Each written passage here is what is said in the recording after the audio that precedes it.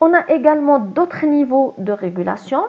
Donc, si on est devant une carence en fer, donc vous avez une inhibition de l'expression de la ferritine avec augmentation de l'expression du récepteur de la transférine, du DMT1 et de la ferroportine.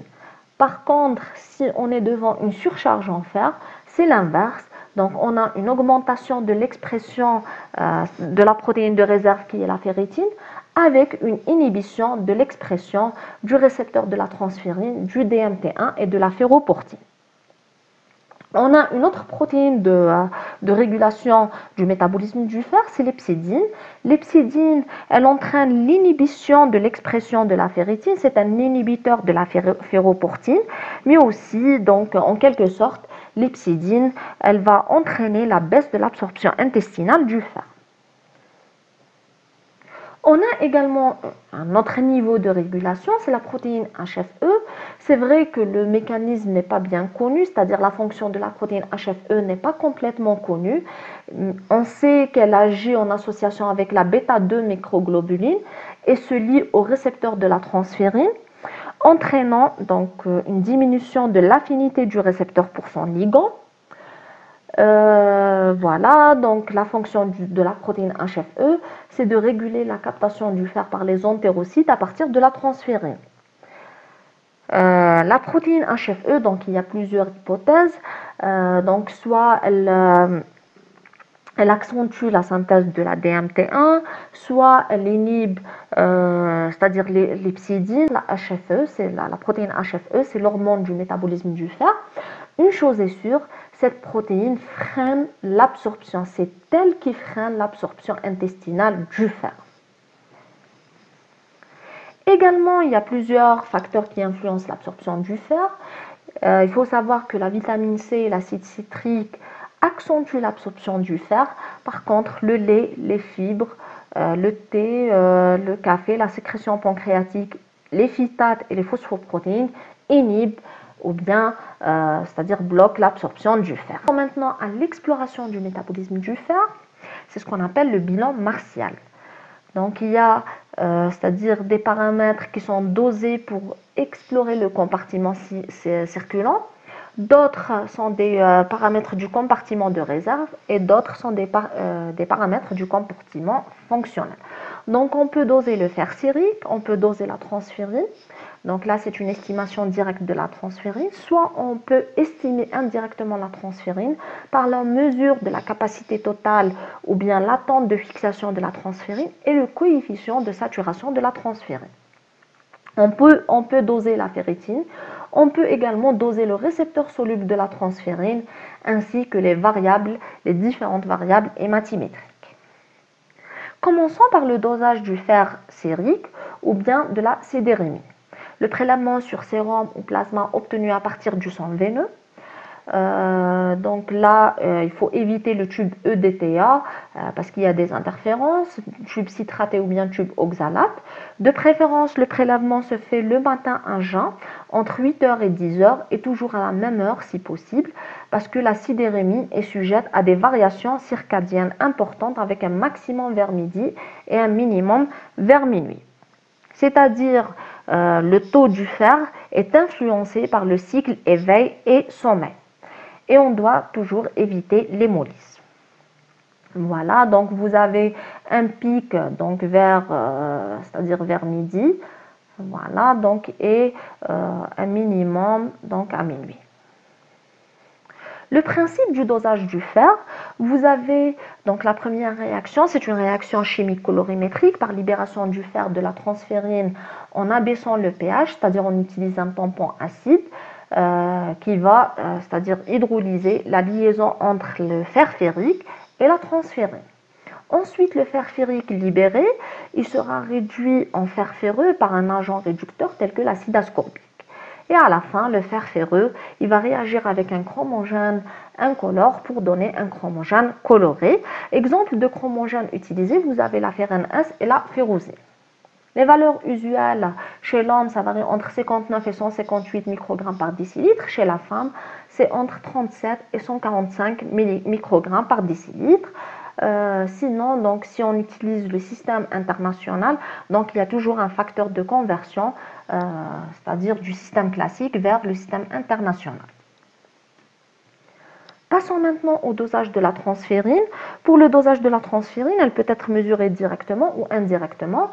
Donc, des méthodes, soit par des méthodes directes, qui sont des méthodes immunologiques, soit des méthodes indirectes, en mesurant la capacité latente de fixation et la capacité totale de fixation de la transférine et le calcul du coefficient de saturation. Pour les méthodes directes, donc soit par immunoturbidimétrie, par immunonéphélométrie ou bien par IDR, les valeurs usuelles, donc ça varie entre 2 et 4 grammes par litre. Passons maintenant aux méthodes indirectes. Pour les méthodes indirectes, donc là vous avez la capacité totale de fixation de la transférine, donc c'est la TIBC, donc c'est en anglais, c'est Total Iron Bending Capacity. Ou bien vous avez la capacité latente de fixation de la transférine, donc c'est la CLF, ou en anglais c'est l'UIBC. Donc là on est devant une molécule de transférine. À l'état normal, la capacité, c'est-à-dire de fixation, plutôt la capacité de saturation de la transférine, c'est-à-dire la transférine, elle peut être saturée au 1/3 de ses capacités. Voilà, donc ça c'est la capacité totale de la transférine. Ça représente le fer, donc le 1/3 représente le fer lié à la transférine et c'est la transférine saturée. Par contre, les 2/3, c'est la transférine non saturée et qui représente la capacité latente de fixation de la transférine.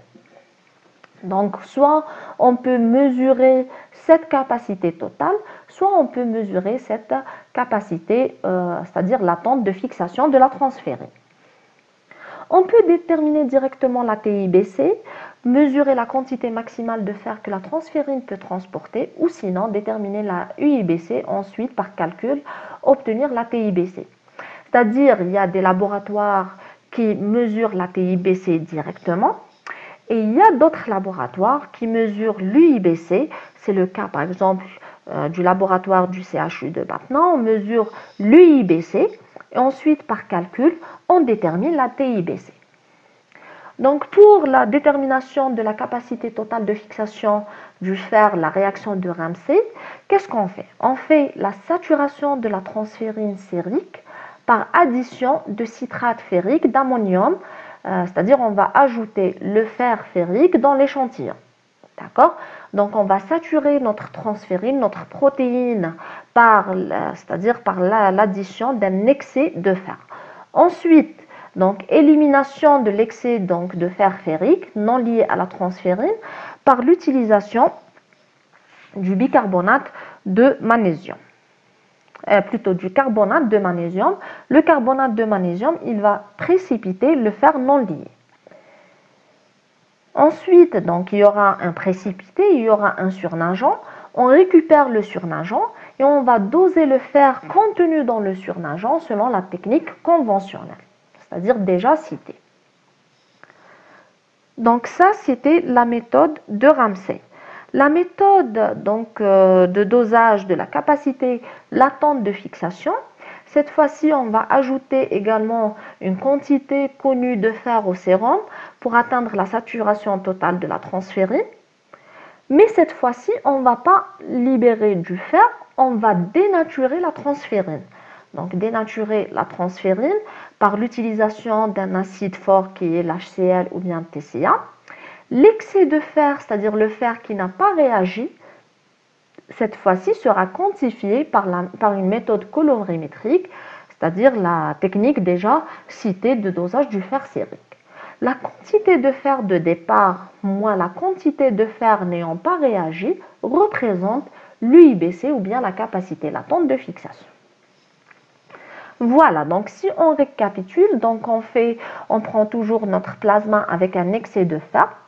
Soit on fait une séparation du fer en excès, c'est-à-dire qui n'a pas réagi avec la transférine, d'accord, par l'utilisation du fer transférine, par l'utilisation d'un acide fort. Donc on va dénaturer la transférine et on va doser le fer en excès, c'est-à-dire qui n'a pas été fixé par la transférine.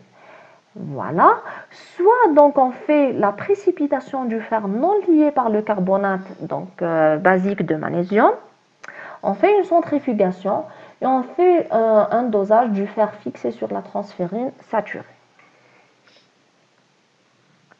Les valeurs usuelles de la TIBC, ça varie entre 228 et 428 microgrammes par décilitre. Pour l'UIBC, ça varie entre 112 et 346 microgrammes par décilitre. Une petite information, c'est qu'on peut calculer la TIBC, d'accord, à partir du taux de la transférine. Ou bien on peut calculer le taux de la transférine, donc finalement la transférine, on peut la doser directement par des méthodes immunologiques, soit on peut donc doser la TIBC ou bien l'UIBC, et ensuite on va calculer notre transférine à partir de cette formule. On termine avec le coefficient de saturation de la transférine. Donc, c'est un rapport entre le fer sérique et la TIBC fois 100. C'est un pourcentage. Il varie entre 20 et 45% chez l'homme et entre 15 et 45% chez la femme.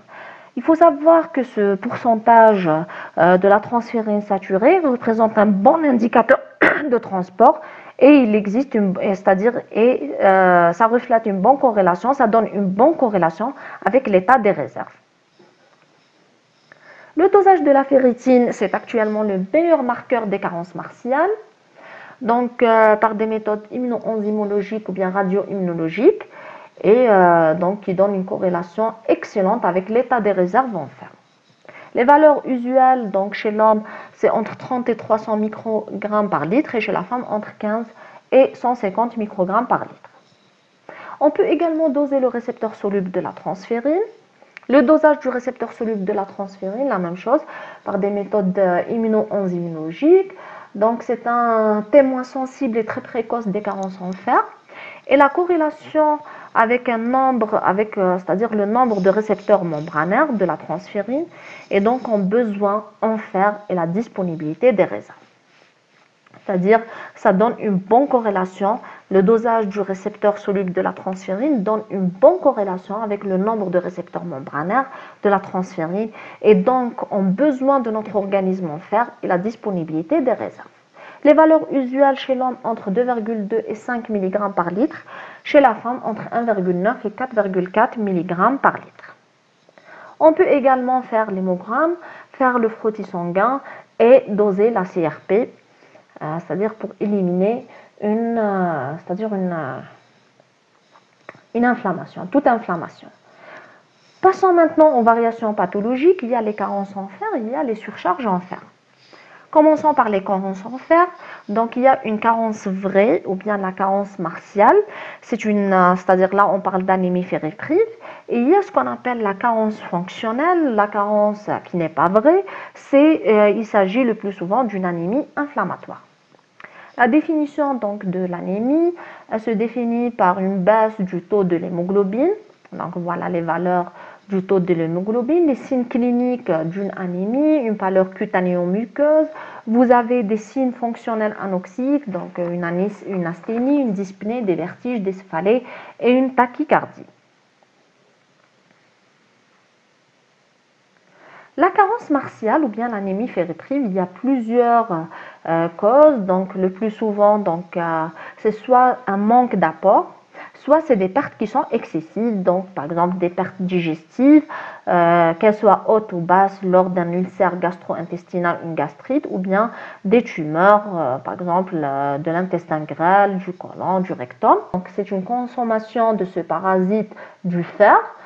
Soit vous avez des pertes gynécologiques, par malabsorption, par exemple dans la maladie cœliaque ou gastrectomie, par manque d'apport, donc c'est surtout les régimes végétariens, et aussi l'augmentation des besoins chez l'enfant et chez la femme enceinte. Les signes évocateurs c'est-à-dire anémie ferriprive, en plus des signes de l'anémie, vous avez des troubles de la peau, c'est-à-dire vous avez une peau sèche, sinon des fanères aussi, des ongles cassants, des cheveux secs, cassants, mous, rêches, etc.